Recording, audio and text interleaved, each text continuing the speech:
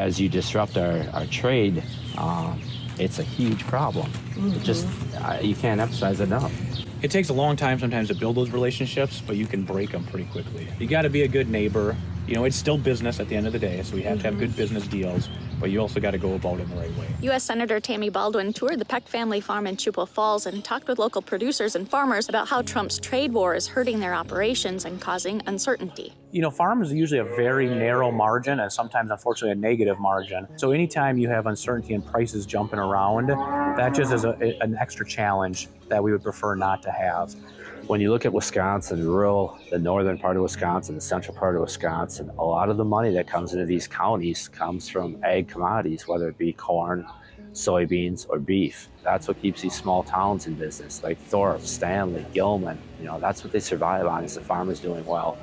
So it's really important that we maintain these trade agreements, that we're able to export our ag products and keep the prices up, because that's what supports rural America. In the first months of his administration, President Trump launched a trade war with Wisconsin's 3 largest trading partners, Canada, Mexico, and China, increasing input costs, cutting off export markets, and making it harder for farmers and producers to plan for the future. The biggest problems we have is we don't know the cost of our inputs, whether it be our fertilizer, our crop protection products like our chemicals. A lot of those come from China. A lot of our fertilizer comes from Canada. Then on the other end of the scale, a lot of our products are exported. 20% of our soybeans last year went to China. 5% of our ethanol goes to Canada. And as we have disruptions with our major buyers, where we're going to sell our product. The president campaigned on bringing grocery costs down, bringing other costs down. And the policies that he's put forward have been producing just the opposite result. I didn't think we'd have this many problems with our allies like Canada and Mexico. I'm not surprised some of the other countries, but do we have any friends? You know, is it America first or is it America alone? Woo! You guys want to take a break or no? Do you want to take a break? I mean, I don't want to slow the progress down, but I'm not going to complain. It's getting hot. My blood pressure's getting low. You get out there in that watermelon field, when you start chunking the melons, you're out in the middle of here. Think you're in the middle of the Sierra Desert.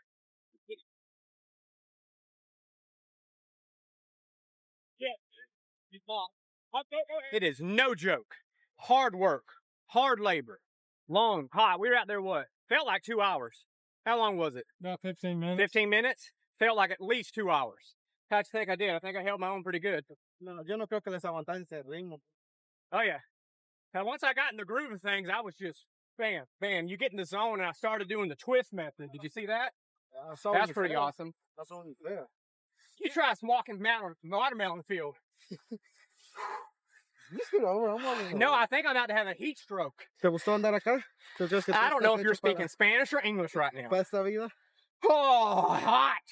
Now this video was completely humorous. I get it. Like he wasn't actually working. He's just trying to prove a point, you know, trying to build a message out here that farmers aren't just doing like easy work. And Trump is trying to get rid of all these people, trying to send them away. And mostly farmers are ran by Hispanic people who are out here doing these hard labor jobs for very, very little pay. And shout out to them, because I truly don't know where we're headed now if they continue at the rate that they're going. If you haven't seen already, Trump has even started passing little things here to stop the whole process against targeting farms. But farmers voted for this. Y'all saw it. I put it there. This farm right here, not this one necessarily, but the first farm where the interviews were, they were within Wisconsin, guys. Wisconsin voted for Trump. Like, this is a red state, guys, a deep red state. It's just what it is. They voted for this.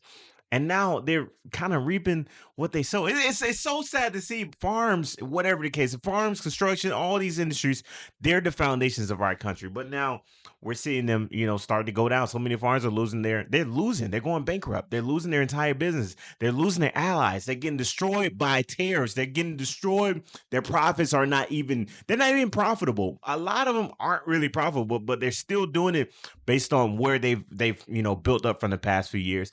Y'all even saw, and this is my last point here. Y'all even saw the one person talked about, we have no allies. And I've been telling you guys this for a long time now. Like, America has no allies. And I get it. We want to be the strongest country in the world. We want to be the powerhouse. And I believe we We're a very strong country. However, what makes America strong? It's because we're able to work and negotiate and have allies around the entire world. When we're by ourselves, what point is it to be alone? It makes no sense the state we are in right now. But hey, maybe I'm disconnected. Maybe I'm just talking. You guys let me know in the comment section below what you think about this. Like, genuinely, farmers work very hard. Why is it that, they vote against their own interests and they're just getting rid of, their entire workforce? It makes no sense. But hit the like button for the algorithm. Hit the subscribe button if you want to see more great content like this. Let's get to the rest of the video. I tell you what, watching you libs and Democrats, every single day proves my point on why I voted for Donald Trump and this administration every day. And every day we win and win and win. And it's so much fun to watch you libs and Democrats just melt. Especially at things that you know nothing about.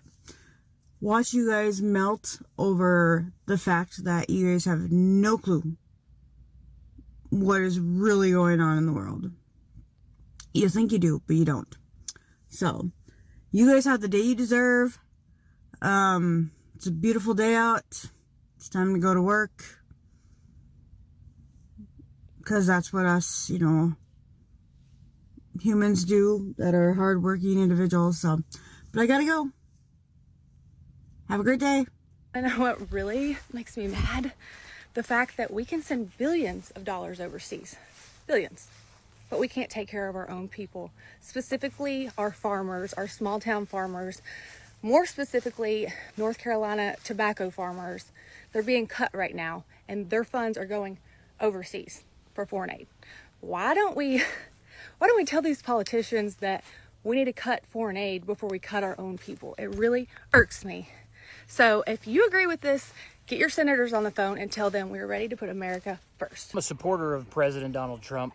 Voted for him in this election and the last and the one prior to that. However, President Trump is about to allow JBS, the world's most corrupt beef organization, to become publicly traded in America. President Donald Trump will be the president that allows for the complete destruction of the small, independent family farms and cattle ranches if he allows this to go through.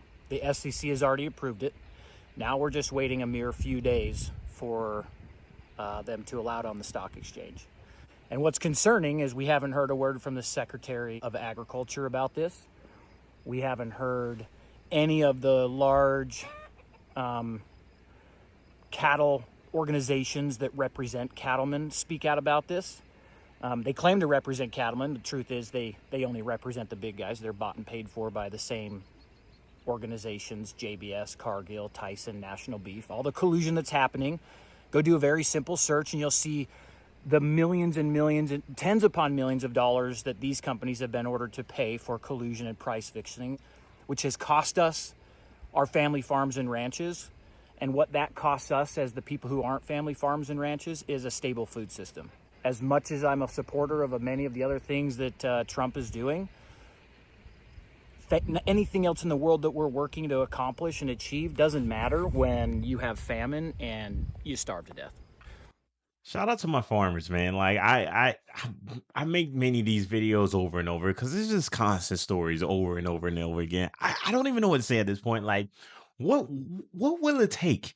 Like, let me know in the comment section below. Like, what would it take for a lot of these people to just understand that? I mean, there's no way we can go back in time. This isn't Futurama. This isn't Jimmy Neutron, right? This isn't something that we could just go back and like, oh, we can redo the voting process or whatever the case is. But at the same time, what was it that made these farmers just like, that was a good idea? What makes them think that like, oh, Trump is for us. Trump is like, and don't get me wrong, Trump talked about it. He was like, oh, I'm for the farmers, whatever the case is. And I mean, when we talk about what is going on right now, and he talked about a lot of things that he wanted to do. He talked about getting rid of people. He talked about cutting government waste, government spending, whatever the case is. He talked about all the tariffs. He talked about all these things that were directly, and it's so unfortunate because all these things directly, they were spearheaded directly to impact farmers. It's so sad, man, because they're the foundation of the country. But This is what's going on right now. Let me know what you think about this in the comment section below. Like, I genuinely am concerned. I'm not saying that farmers are going to go out of business. I'm not saying that we're not going to have any food in the entire country. I'm not saying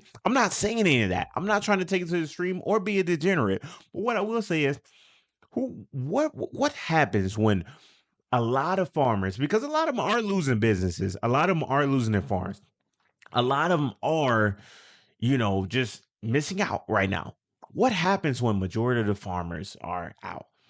Like, gone, like they can't afford to stay in business. They can't afford to go bankrupt. They're losing out on so many things. What happens when that truly happens? Not saying that that's going to happen. Anything is possible, but what does that look like for our country? I don't know. You guys let me know what you think about that in the comment section below. Hit the like button, hit the subscribe button for more great content like this. Help out the algorithm. We almost at 100K. I will see you next video. We out. Let's go.